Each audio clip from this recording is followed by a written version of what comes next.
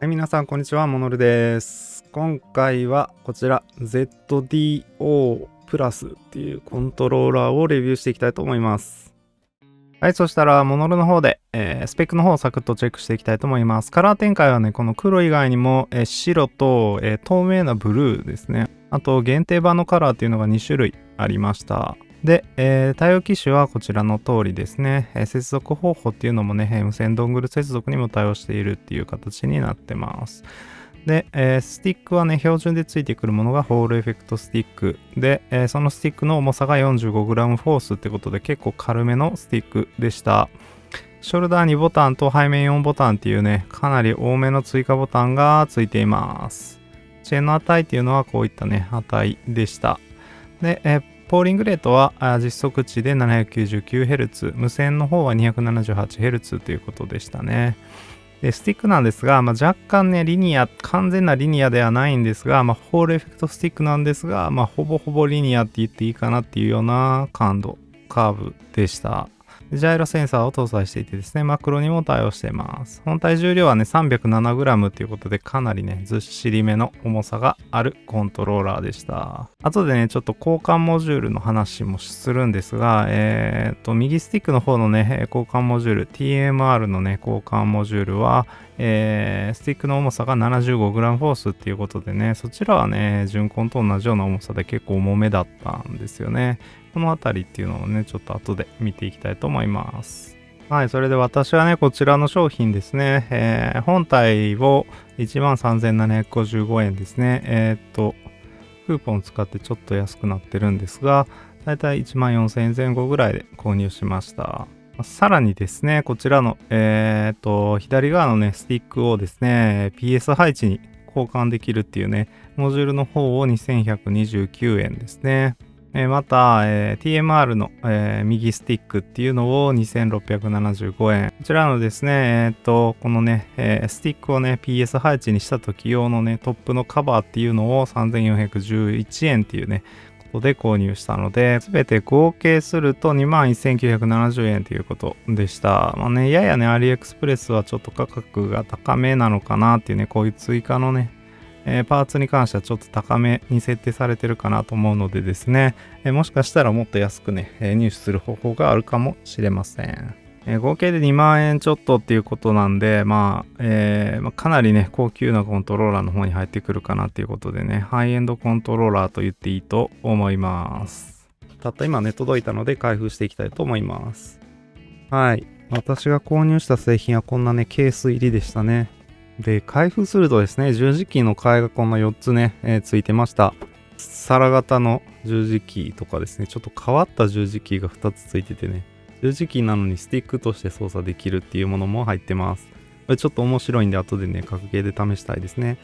USB ケーブルは短めの USB ケーブルですね。ちゃんとね、でも布織りで、クオリティは高めの USB ケーブルが入ってます。はい、あとはね、ちょっと中国語でね、何が書かれてるかよくわからない説明書とかが入ってました。はい、そしたら開けていきたいと思います。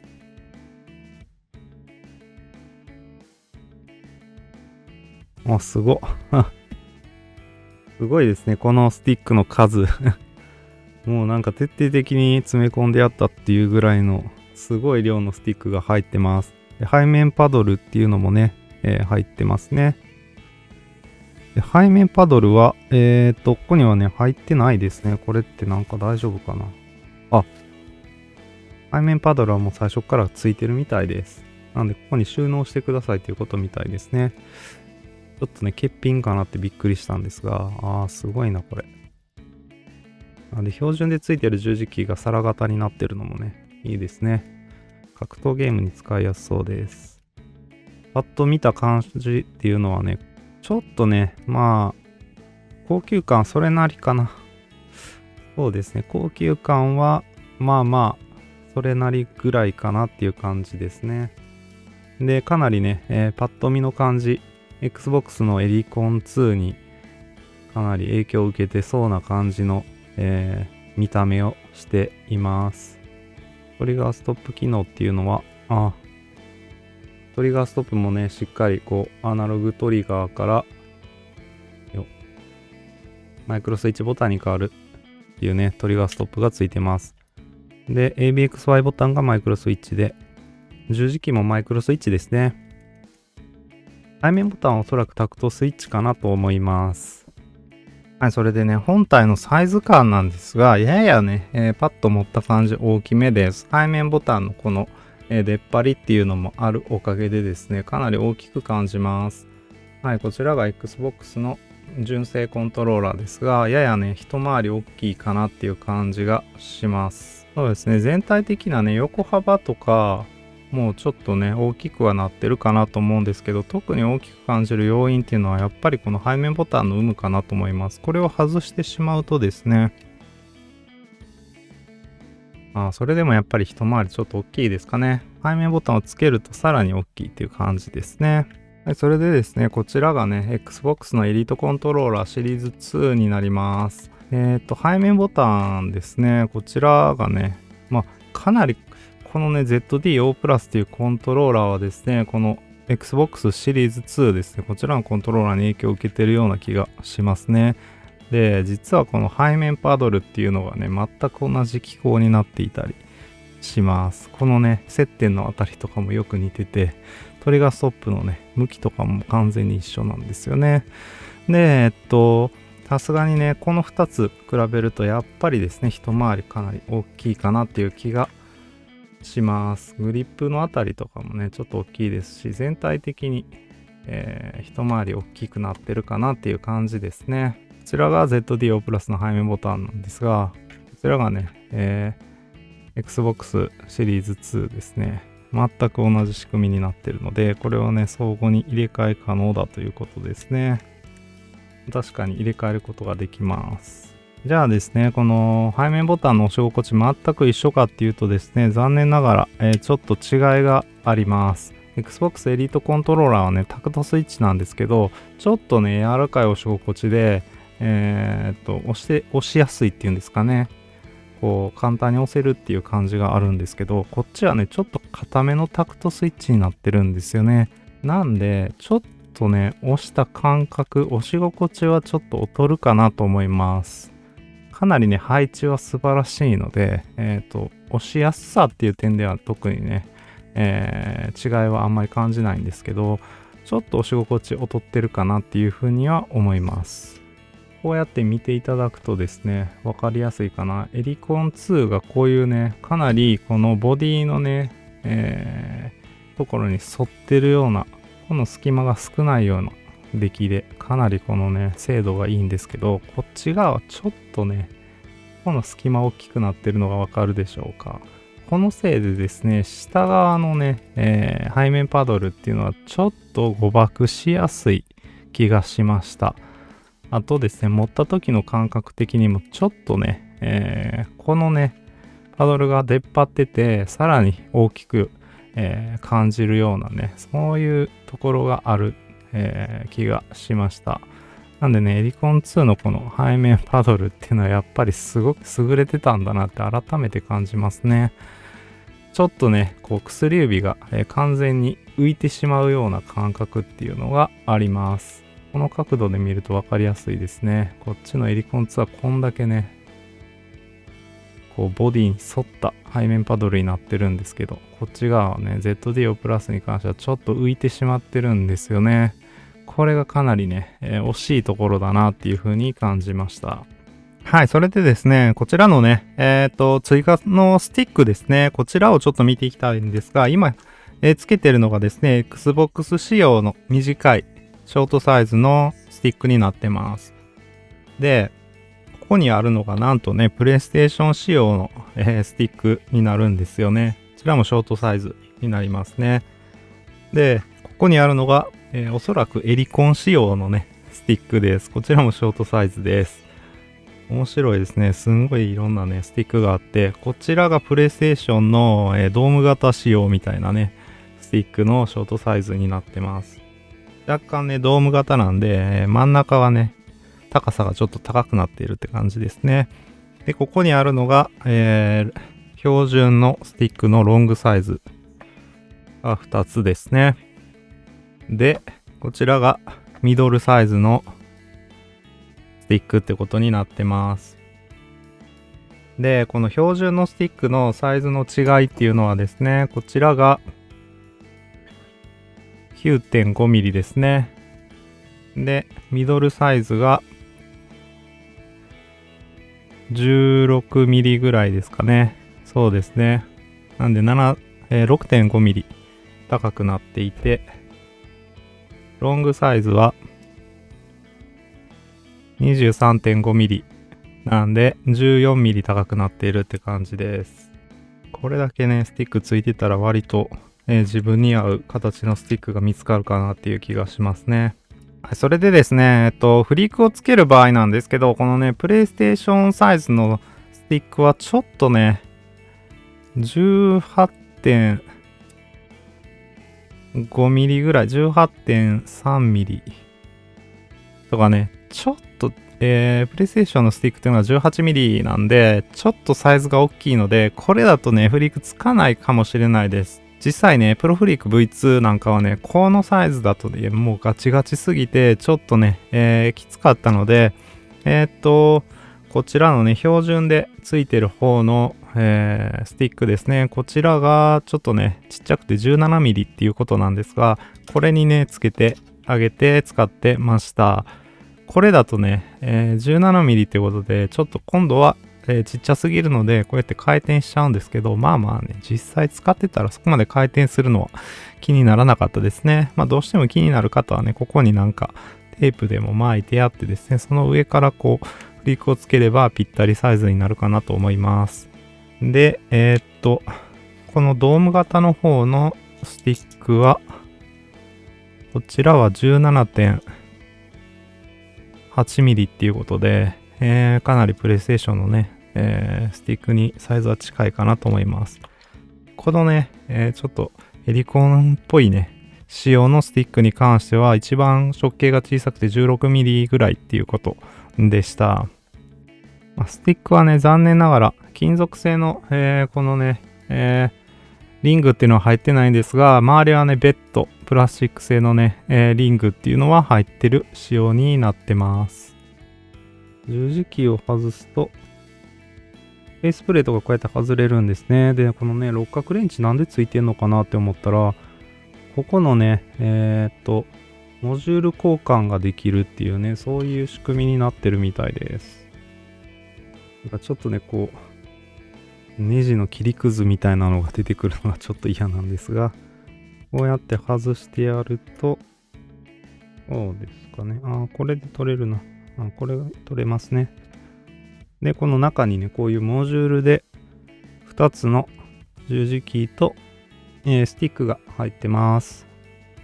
ちょっと外してみたいと思います。自重で落下してきたりっていうのはしないので、ちょっとマイナスドライバーとかでこじってやった方がいいかな。そうですね。マイナスドライバーでちょっとこじってやるとね、こんな風に取れました。はい、ここが接点になってるみたいですね。すごい繊細な接点ですが、これで、こういう風に2つで1つになってて、これをね、こうやって回転させてもですね、こういう風に切り欠きが入ってるので、反対側につけることっていうのはできなくなってます。なので、PS 配置にするには別途ね、それ用のモジュールを購入しなきゃいけないという形になってます。ABXY ボタンに関しては、単独でね、こうやって外すことができました。こっちはどうかな。はい、こちらもね、単独で外すことっていうのができるようになってますね。なんで、ここのね、こっち側のモジュールに関しては、もうこれね、一体型になっちゃってるんで、この十字キーとスティックっていうのは、このね、左側専用のモジュールを別途購入すれば、プレイステーション配置にできるかもしれないですね。ちょっとそこはね、調べてみたいと思います。はい、それでちょっと調べたんですが、今ね、アリエクで売ってるですね、この ZD-O プラスを販売しているストアと同じストアで販売されているですね、こちらの、各種モジュールなんですが、ここね、一部ですね、これは多分ダメなんですよね。切り欠きとね、十字キーの場所が一緒なんで、これは、Xbox 配置になっちゃってダメで、どれならいいのかな。これですね。この製品は、切り欠きとスティックの位置が逆になってるんですよね。そうですね。こっち側に切り欠きがあるんで、こういう風に装着することになるんですが、十字キーが下じゃなくてね、スティックが下なんで、これだと、ちゃんとね、プレイステーション配置になると思うんで、ちょっとこちらを購入して、届いたらね、またちょっとこれ入れ替えができるかを検証したいと思います。プレイステーション配置ももしかしたらいけるコントローラーなのかもしれないですね。はい。で、追加で購入したものっていうのはね、こういう、3つのね、箱に入ってね、届きました。一つがこの P404 っていうやつで、これが TMR のね、右スティックを交換するモジュールっていうことになってます。こういうね、中のね、交換用のものが1個ね、入ってました。で、P403 っていうね、こちらが、こちらのね、左側の、スティックっていうのを、PS 配置に交換するパーツですね。はい。このような形で入ってます。こちらのね、パーツが、こういう風にね、コントローラーにこういう風に入るっていうね、ことで、PS 配置に変わるっていうやつですね。はい。これがね、P403 っていう箱でね、来ました。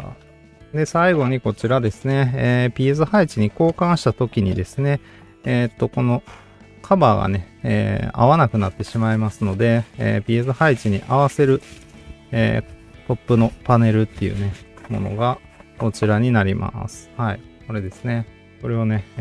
入れ替えて後にこれでカバーをね、してあげるっていう形になります。こちらはね、なんか P なんとかっていうね、名前が、数字が特に書かれてない、型番がないんですよね。どこにも書かれてなくて、そうですね。どこにも書かれてないですね。こういう形のシールとか型番とかはこんな感じで書かれてはいます。何か購入の際のヒントになるかもしれませんね。はい。そしたらちょっとですね、プレイステーション配置にね、ZDO プラスの方変更していきたいと思います。こちらの十字キーを一旦外してですね。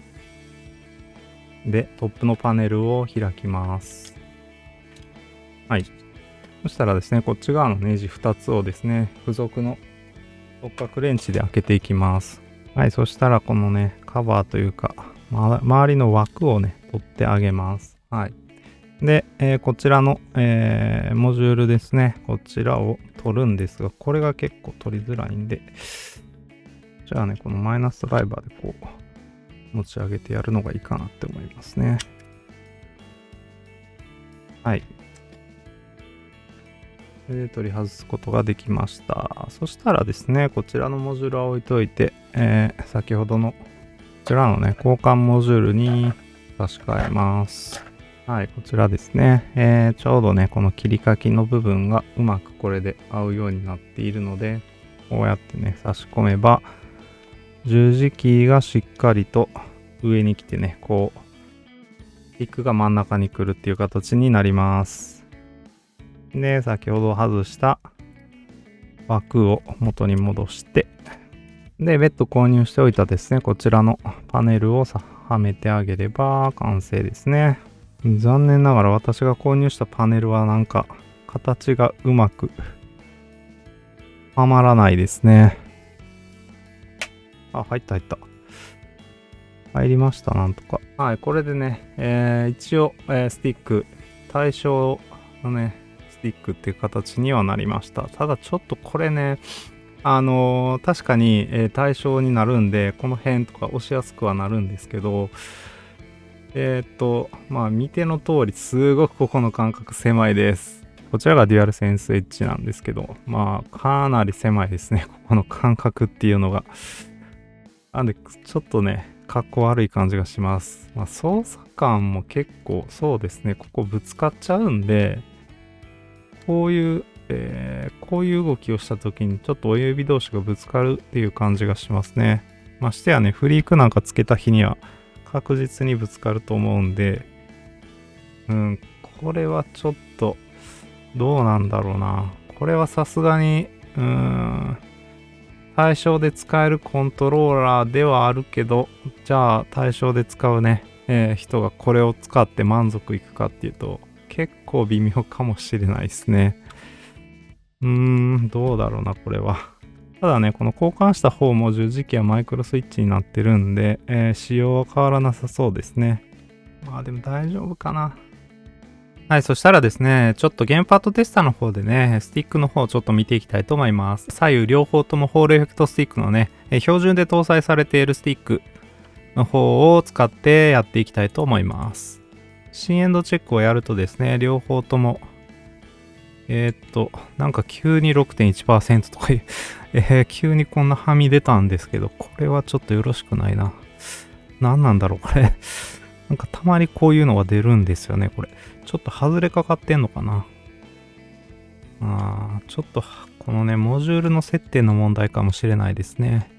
やり直すと 0.3% ですね。両方とも。かなり精度は高いように思います。これね、アプリの方でですね、アウターデッドゾーンとデッドゾーン両方完全に0にね、切っている状態でこういうね、値が出ます。ちなみにですね、アウターデッドゾーンの形を四角にしたければですね、アウターデッドゾーンをプラスにね、してやれば、四角形になっていきます。ちょっとそれやってみたいと思います。はい、今ね、右スティックだけね、アウターデッドゾーンを5% にしてみました。するとこんな感じですね。6.5% っていうね、アウターデッドゾーンの形がちょっと四角形になって、マックスが、はい、だいたい44% ぐらいでマックス入力じゃなくなるっていう形になりました。こういうね、アウターデッドゾーンの形をね、四角形にしたければですね、アウターデッドゾーンちょっと入れてあげるといいってことです。ただね、実際にこの上下左右のアウターデッドゾーンが増えてしまうのでですね、ちょっと可動域が狭くなって高感度になるっていうのはね、注意が必要かなと思います。そしたらね、TMR スティックに右スティックを交換して、左スティックはね、PS 配置のアルプス製のね、スティックに交換してみたいと思います。はい、これね、両方交換したんですが、この状態だとですね、ちょっとね、反応する領域がちょっと狭くなってしまうので、再キャリブレーションというのをやる必要があります。再キャリブレーションのやり方はですね、A ボタンと十字キーの上ですね、これを押してからこの真ん中の三角のボタンを押します。そうするとこうやって LED がね、カラフルに点滅するので、スティックを3周ぐらい回して、で、トリガーをね、3回引いてあげます。で、このね、三角のボタンを押します。はい、これでね、再キャリブレーションは完了しました。もう一回新エンドチェックやってあげると、はい、この通りですね。TMR スティックの方ね、右スティックの方は 5% のデッドゾーン、アウターデッドゾーンが入っているので四角形になってますね。ちょっとね、この TMR スティックね、左上が欠けちゃってですね、あんまり精度良くない感じがするんですけど、左スティックの方はバッチリですね。ちょっとアウターデッドゾーン消してみたいと思います。はい、アウターデッドゾーン消してみたので、もう一回新エンドチェックやります。はい。これで両方とも 0.3% ってことでかなり精度良くなったかなと思います。再キャリブレーションしたってこともあってですね、中立位置っていうのはね、両方ともかなりいい感じなんじゃないかなと思いますね。うん。はい。アウターデッドゾーンを入れた状態だとですね、ホールエフェクトの方もね、TMR の方もちょっとね、精度に不安があるかなっていう感じはしました。アルプス製のね、スティックに関しては全くそこは問題なかったんですけどね。そのあたりがね、実際のゲームプレイでどう出るかっていうところはちょっとね、不安かなとは思いますね。それでね、ついでに追加ボタンへのね、ボタンの割り当て方法っていうのもやっておきたいと思うんですけど、それはね、三角のね、この真ん中のボタンを押しながらですね、追加ボタンを押します。はい、するとですね、こういう風に赤色に LED が点滅するので、ここで割り当てたいボタンを押して、もう一回この三角のボタンか、背面ボタンっていうか追加ボタンですね、を押します。するとね、こういう風に、はい、ちゃんとね、割り当てができていると思います。はい、それでですね、こちら ZDO プラスにはですね、こういうアプリがあってですね、読み方よくわからないんですけど、ゲームゾーンっていうね、アプリがあります。で、こちらを使うといろんな細かい設定っていうのができます。これね、今、アプリインストールしようとするとね、証明書の有効期限切れで、アクセスできないんで、これね、かなり厄介なんですけど、私はね、PC でダウンロードして、で、この Android のスマホに送ってですね、インストールっていうことをしました。で、こちらがね、アプリになります。このね、設置っていうのを押すとですね、こうやっていろんな設定を変えることができます。プロファイル機能っていうのもあってですね。で、まずはこのね、設定を変更するっていうことができますね。ちょっとね、私これ R スティックボタンの押し込みを無効化する方法っていうのがちょっとわからないんですけど、おそらくできないんじゃないかなと思います。で、キーボードのキーですね。もう入力をすることができますね。大体のキーボードのキーは設定できそうかな。あとはマウスのクリックですね。左右だけは設定できるみたいです。で、左トリガーのストロークですね。もうここで変更することができるようになってます。0100っていう風にしてしまいたいなと思いますね。で、スティックの設定ですね。デッドゾーンの設定とか、アウターデッドゾーンの設定、っていうのができるようになってます。十字キーの設定ですが、これはちょっとよくわからないです。十字キーとスティック、よくわからん。ちょっとね、全部中国語でよくわからないところが多いんですけど、ジャイロの設定とかもできるみたいです。何が実際できるのかはよくわからないです。はい、振動機能の設定っぽいですね。と、ライティングの設定と、これは何だろう。追加ボタンの設定になるのかな。そうですね。追加ボタンを、ここでね、マクロにして設定できるんですね。で、マクロ機能っていうのはここだけなんですかね。追加ボタンにしか設定できないっていうことみたいです。なんで、これで同時押し設定とかもおそらくできるんじゃないかなと思いますね。という感じですかね。ファームウェアに関しては 1.0 の5っていうことで、ZDO プラス67。1.0 の5。どっちがファームウェアなのかちょっとわからないんですけど。ちょっとね、私にはこれ、日本語があるわ。残念ながらね、言語切り替えっていうのはあるんですけど、これを変えても特に何も変わらないみたいです。はい。再起動してもね、日本語には変わってくれないですね。こういったアプリとかもね、使えるっていうことになってます。はい、それでこちらが ZDO プラスのスティック感度カーブになります。赤色が、標準のホールエフェクトスティックで、緑色が、TMR のスティックになってます。かなり微妙なところなんですが、誤差の方のグラフを見ていただくとですね、赤色の線っていうのが、かなりリニアに近いかなと思います。ややね、可動域が 15% ぐらい可動域が狭いっていうことで、倒しきるところら辺でちょっと高感度になってしまっているかなっていうところです。TMR の方は可動域が広い代わりにですね、ややね、中立筋で低感度になっているかなっていうところですが、特にホールエフェクトの方は全く問題なく使えるスティックでした。で、この TMR の方もね、ほとんど感じ取ることができないようなね、低感度差だったので、どちらのスティックもね、非常に良かったと思います。これならですね、もうこのままね、箱出しで、普通に FPS ゲームで使っていくことができると思います。というわけでね、こちら、P403 っていうね、モジュールの方についてきた、別途ね、購入したですね、プレイステーション配置にするモジュールの方についてきたね、スティックの方のモジュールっていうのがね、はい、こんな風なアルプスって書かれたアルプス製のジョイスティックになってました。はい。で、もともとついていた方を見ていきたいんですが、こちらもすでにちょっと分解してしまってですね、中身見てみました。これがね、かなり面白くてですね、基板の中がこういう風になっててですね、ここ見てほしいんですけど、真ん中のところにね、ホールエフェクトセンサーの素子が入ってます。そうですね。このね、素子っていうのが1個しか入ってないんですよね。このホールエフェクトセンサーのスティックはね。で、スティックのね、これスティックがこういう風にね、上から見るとこういう風になってて、これをね、指でこうやって動かすわけなんですが、このね、裏側見てみるとですね、こういう風になってました。ここの真ん中にこれ磁石がついてます。これ磁石ですね。はい、これはね、こうやってくっつくんでね、はい、これ磁石なんですが、このね、真ん中1個だけしか磁石が入ってなくて、これだけのシンプルな構造でね、なんと、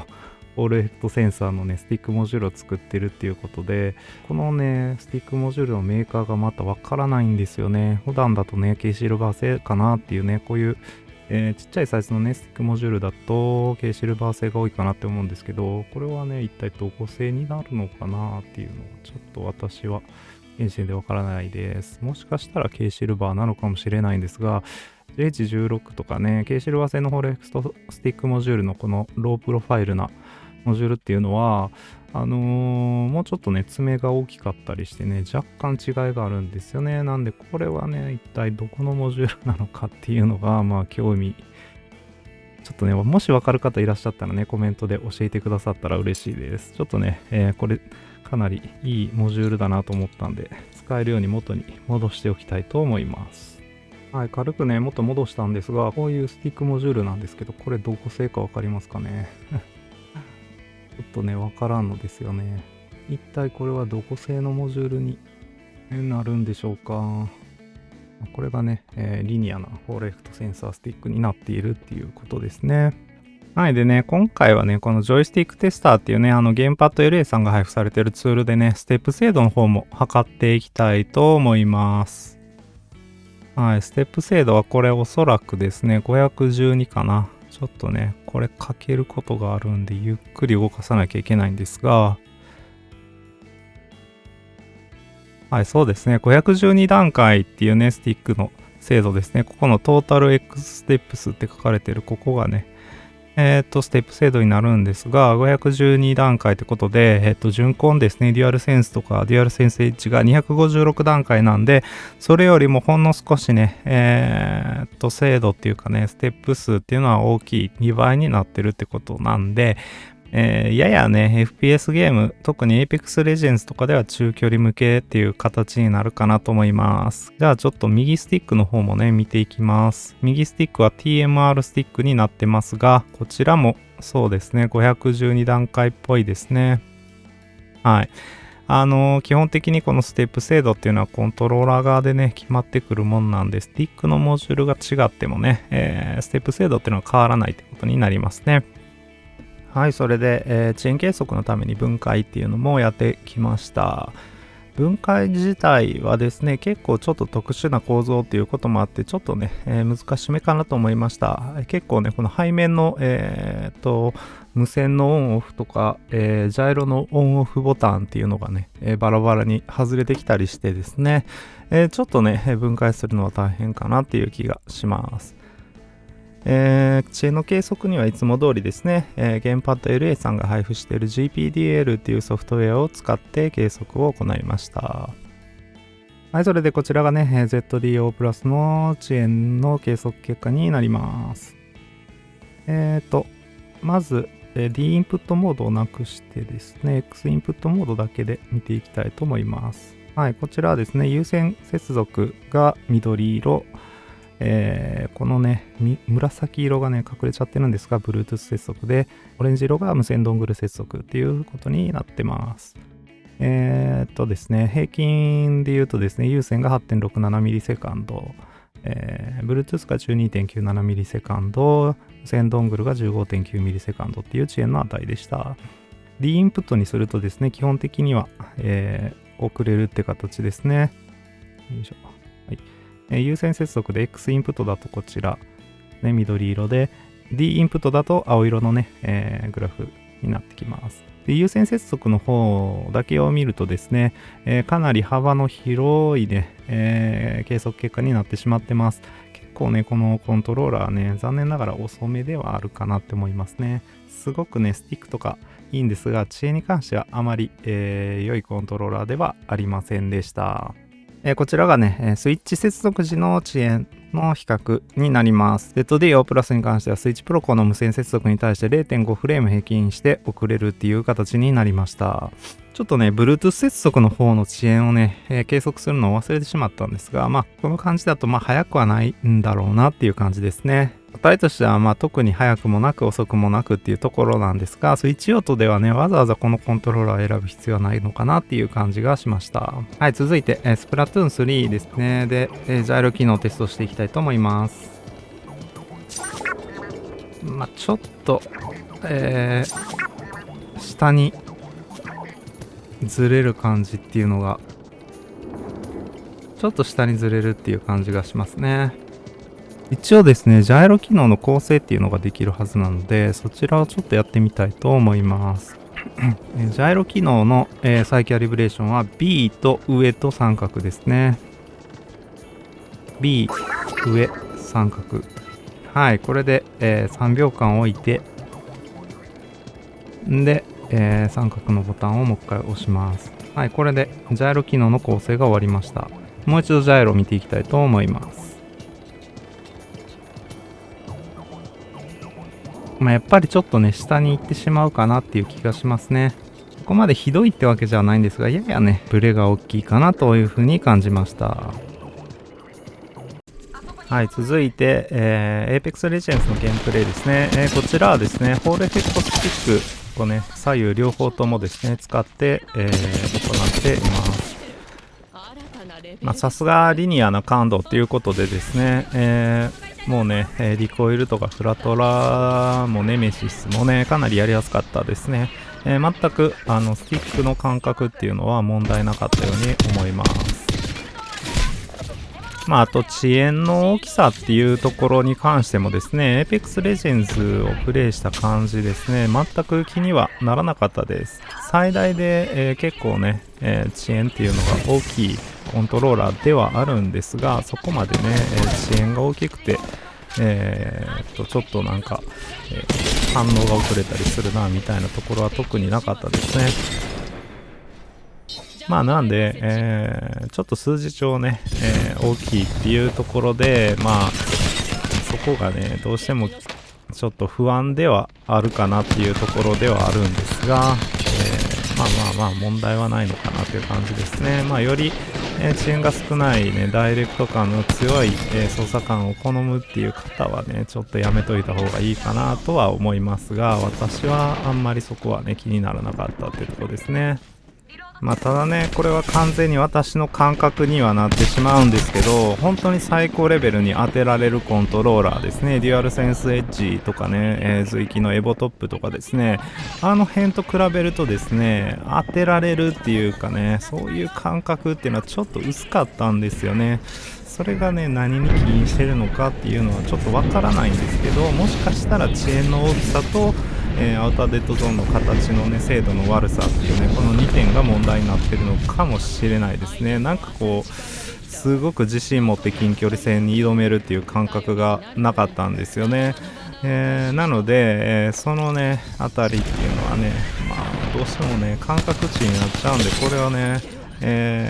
なんともお伝えするのが正しいのかちょっとわからないんですけど、私はね、そう感じたということだけはね、お伝えしておきたいなと思います。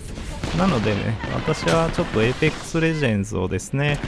このコントローラーをね、使ってずっと遊ぶっていうのはちょっときついかなっていうのは正直思ったところではあります。で、これはシーズン始まって多分1週間とか、そのぐらいの時期にね、結構前に撮った映像なんですけど、この時点ではですね、もうプラチナ4だとかなり敵は強かったですね。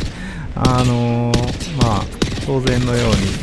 戦闘をちょっとでもすれば漁夫に来るっていう感じで、やっぱりね、ゴールド台とかもそうですけど、これ、新スプリットではね、なんかプラチナ以上上がってればもうプラチナから下がることはないっていうね、そういう風な、修正っていうかね、ランクマッチの仕様に変わったみたいで、本当にそれは素晴らしいことだなと思うんですけど、このね、シーズンというかスプリットは、ゴールド帯だろうがね、敵がバカみたいに強いっていう、そういうシーズンでしたね。やっぱり普段デュアルセンスエッジとかね、デュアルセンスとか順コンあたりを使ってる方でもですね、スティックが結構リニアに近いっていうことで違和感なく、使っていけて、しかも追加が6ボタンもあってですね、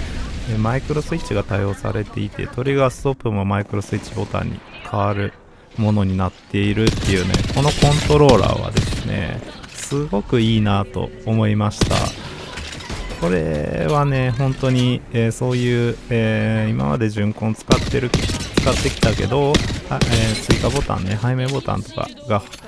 あるコントローラーに変えたいよっていうね方にはねとても合っているねコントローラーかなと思います。もう本当にね、可能なのであればね日本国内流通をね、してくれていればよかったのになーっていうところがね本当に惜しいなって思いますね。はい、でなんとかねもうねかなりきついね玉にね絡まれたりっていうのをしながらもですね、なんとか、チャンピオンを取ることができたっていうね感じでした。はい、それでですね、Call of Duty Black Ops 6の方もね、プレイしてきました。で、こちらはね、スティックを左右対称配置にしてね、アルプス製が左、で、右が TMR っていうね、形にして、プレイしてきています。で、このプレイでね、分かったことっていうのはですね、私のこの親指のね、使い方ではですね、全くこの、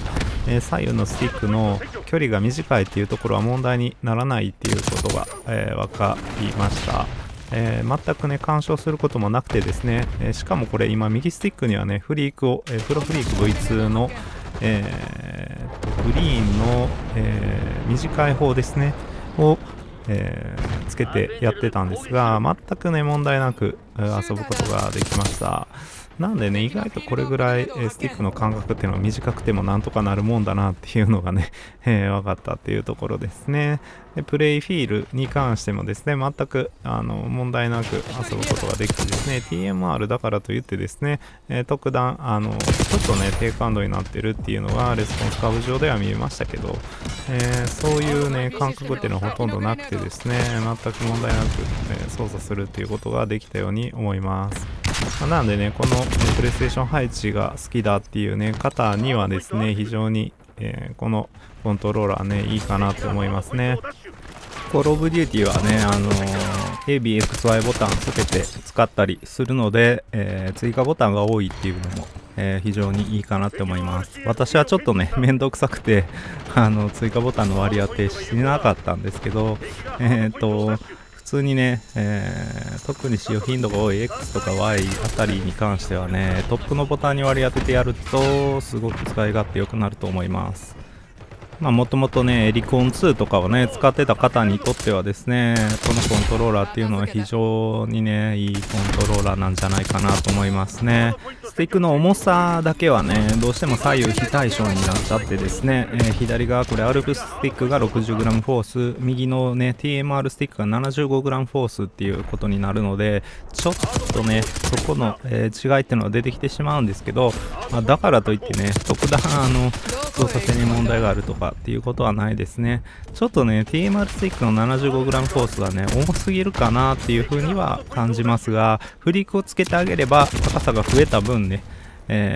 今回で言うと 20% ぐらい重さが軽減されるのでちょうどね 15g フォース軽くなって 60g フォースになっているっていうことで私はねこのスティックが重いとは、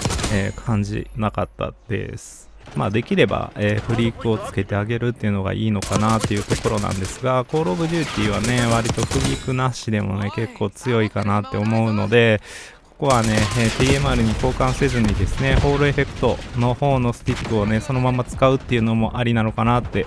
思いますね。好みに合わせてですね、モジュールっていうのを変えられるっていうのもいいところかなと思います。スティックモジュールに関してはちょっと種類が少なくてですね、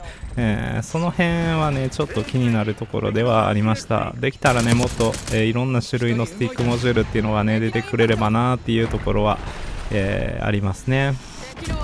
コールオブデューティに関してはね私がちょっとねそこまでプレイできてないってこともあってちょっと浅いっていうねこともあるのでなんとも言えないところなんですが Apex Legends ほどエイムでね自信が持てないとかっていうことはなくて、とっても快適にね遊ぶことができたと思います。はい、でモンスターハンターワイルズの方もねプレイしてきました。こちらもね1ヶ月ぐらい前に撮影したものなんですがトップにボタンがあって追加6ボタンということでモンハンも最高にやりやすいコントローラーでした。実は私ねこの後、しばらくモンハンずっとやってね、最初のうちは、ブリッツ2をねずっと使ってストーリークリアぐらいまではやってたんですが、このね ZD-O プラスが手に入ってからはですね、ずっとこちらを使用してですねトロコンまで、プレイを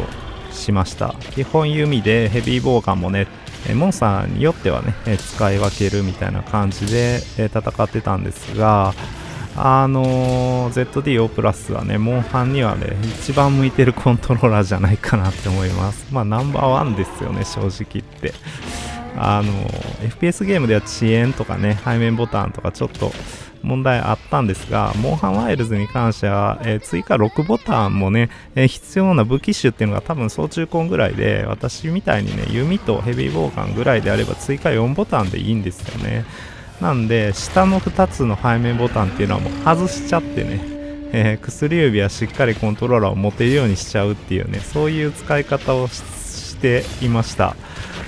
そうするとねめちゃくちゃ良くてですね、もうこれはねモンハンにはもう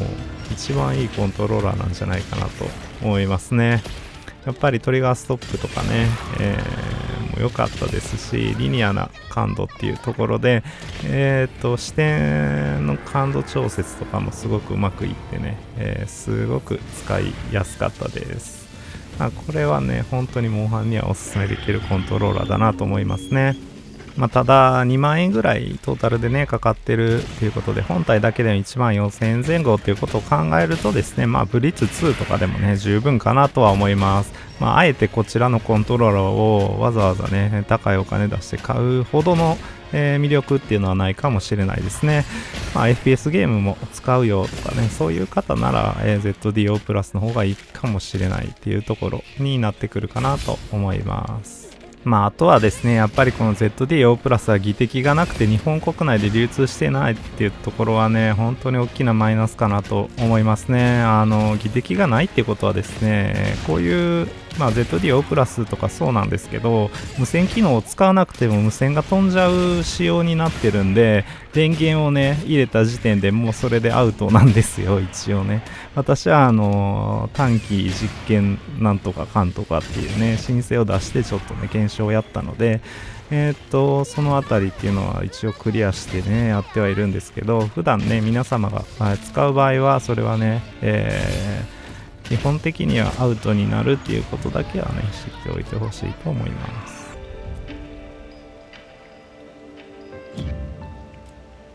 はい、そしたらスト6の方でね十字キーと ABXY ボタンテストしていきたいと思います。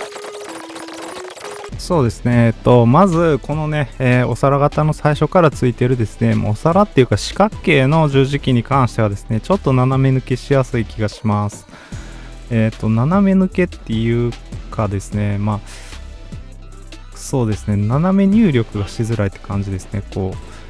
う斜め上っていうのをね入力しづらい感じがしますね。こう今一生懸命斜め上に入力しようとしてるんですけど、上になったり右になっちゃったりっていうね、この難しさっていうのはちょっとありますね。なんでちょっとね、別のタイプの十字キーにしてみたいと思います。このねオーソドックスな、最初からついてた十字キーでちょっとやってみたいと思います。そうですね、これはさらに斜め抜けがしやすいですね。ちょっとね高さが十字キーの高さが高すぎるので、ちょっとね、私には合わなかったですね。じゃあこのちょっと変わったですね、円形のお皿型を試してみたいと思います。これはいいですね。このね円形のお皿型はかなりいいです。ただこの十字キーはこのね、プレイステーション配置ですね、にするものにしかついてなくて、なんかねちょっと若干十字キーの種類が違うんですよね、この元からついてるやつとね。どうしたもんかな。これは相当良かったですね。で一応これもついてましたね。じゃあ次ですね、このエリコンのお皿型十字キーですね、こちらを試してみたいと思います。このね、エリコンタイプのね、十字キーもすごくね、格ゲーはやりやすいかなって気がしますね。斜め抜け全然しなくてね、いい感じです。じゃあスティックタイプの十字キーも試してみたいと思います。スティックタイプの十字キーは自分でこうやってスティックをはめる感じですか。はいはい。うわ、なんだこれ。これかなり面白いですね。どうしたらいいんだ。あれ、なんでこれが上いかんのかな。なんかね、これ、ちょっとね、斜め上入力っていうのが難しい感じがしますね。マイクロスイッチっていうこともあってですね、かなり斜め上っていうのが入らなくて、斜め上のジャンプっていうのがね、パッと入力できない感じがあります。このスティック型の、十字キーがかなり面白くて、操作感だいぶ面白いですね。で、こう、前ダッシュとかね、バックステップとかですね、ボタンのようにこうスティックを押すことでこれが入るので、スティック操作よりかは連打っていうのが意外としやすいです。で、こう回転させるこう動作っていうのも結構やりやすくてね、これはかなりね、このスティック型ありかもしれないです。ただかなり斬新で、操作感はもう今までにないような感じなので、まあ、慣れはね、絶対必要かなって気がします。ただね、ちょっと、こう、斜め上がね、このコントローラーだと入りづらいっていうんで、普通にマイクロスイッチじゃなくてメンブレンとかね、もしくは、もうちょっとね、こう、斜め上が入りやすい、コントローラーでこのスティック型の十字キーっていうのがあるとかなりこれ面白いなって思いますね。これは普通にありな気が私はしました。こ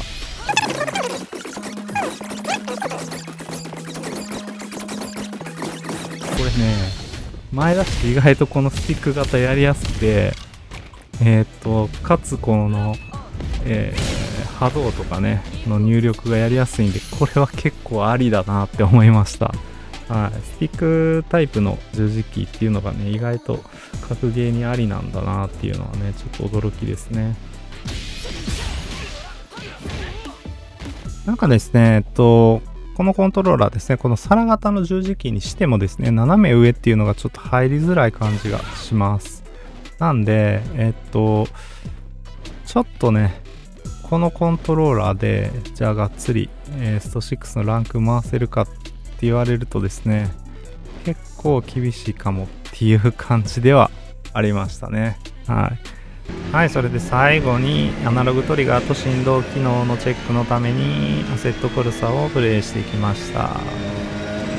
まずですね、振動機能なんですけど、ちょっとね、これはかなり、劣っているかなっていう風に感じました。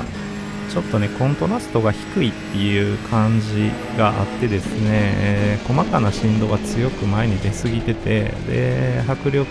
のある大きな振動っていうところがね、いまいちそこまで迫力がなくて、全体的にこう同じような振動がひたすら手に加わってくるっていう感覚で、この振動機能はかなり劣っているかなと思います。なんでね、振動機能重視される方にはあんまり向いてないコントローラーかなって思いますね。で、アナログトリガーに関してはですね、ちょっとストロークが大きすぎるのか、なんかですね、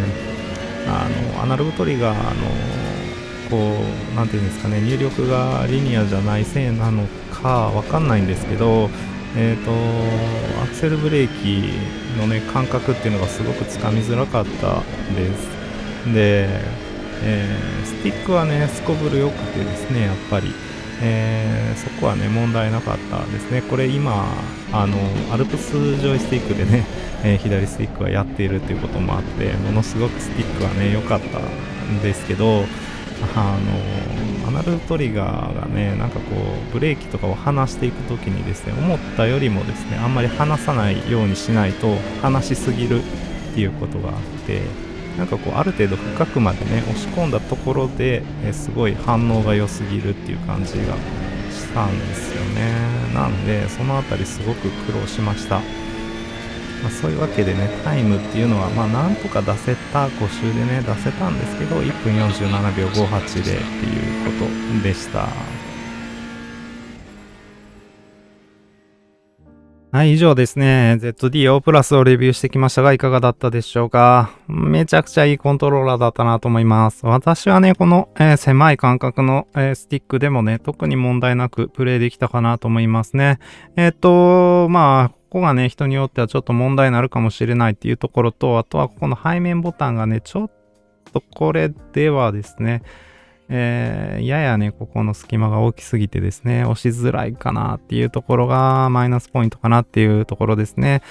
ただね、一番大きな問題点っていうのはですね、これがね、アリエクスプレスでしか手に入らなくて技的もないっていうところだと思います。このコントローラーものすごくね、クオリティ高くてですね、非常に良かったので、ぜひね、国内流通させてほしいなっていうのが正直な気持ちですね。ただね、ちょっと公式サイトとか見ててもね、海外で流通させるっていうことはね、そこまで考えられてないような感じの、ものだったので、英語圏にもね、全くこれ流通する気配がないっていうところで、かなりね、日本流通っていうのは厳しいのかなっていうところで、これと同じようなね、コントローラーですね、スティックがリニアで、マイクロスイッチを対応されていてですね、さらにこの追加6ボタンあるっていうね、こういうコントローラーがですね、他のメーカーから出てきてくれたらいいのになっていう風に感じました。よろしければね、高評価とチャンネル登録もぜひよろしくお願いします。はい、それで私はね、こちらのモノルっていうウェブサービスの管理人もやっています。今回ご紹介した ZD-O プラスのね、いろんなデータとかも載せていますし、スティックカーブとかもね、掲載しています。口コミを書き込むこともできるのでですね、ぜひ皆さんのお持ちのね、コントローラーの口コミを書いていってくださったら嬉しいです。ぜひよろしくお願いします。はい、以上、モノルでした。ご視聴ありがとうございました。また次回の動画でお会いしましょう。バイバイ。